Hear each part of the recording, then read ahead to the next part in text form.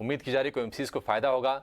लेकिन पूरा गणित क्या कहती है, कितने अंडर रिकवरी है, पोजीशनिंग अभी क्या है और क्या सचमुच इस क्रूड में गिरावट का फायदा हो पाएगा, इन कंपनियों को बताने के लिए सौमित जुड़ गए हैं। सौमित, बताइए अभी क्या स्थिति है और कितनी मजबूती आ रही है ओएमसीज में?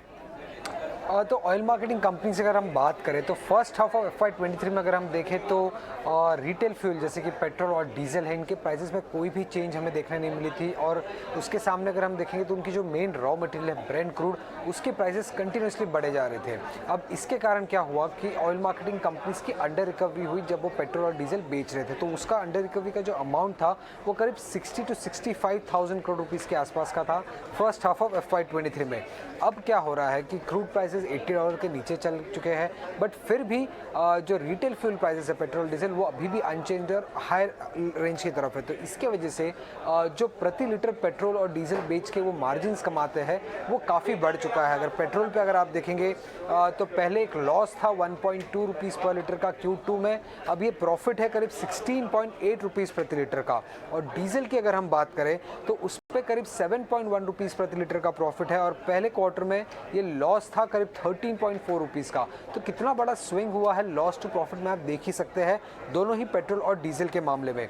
तब इसके कारण जो मार्केटिंग सेगमेंट है वो डेफिनेटली प्रॉफिटेबल हो जाएगा ऑयल मार्केटिंग कंपनीज के लिए थर्ड क्वार्टर में और फोर्थ क्वार्टर में। बट इसके पीछे का सबसे बड़ा एक क्लॉज यही है कि क्रूड प्राइसेस $80 प्रति बैरल के नीचे रहे। अगर प्राइसेस वापस बढ़ने लग गए तो ये लॉसेस भी बढ़ सकती है ऑयल मार्केटिंग कंपनीज के लिए।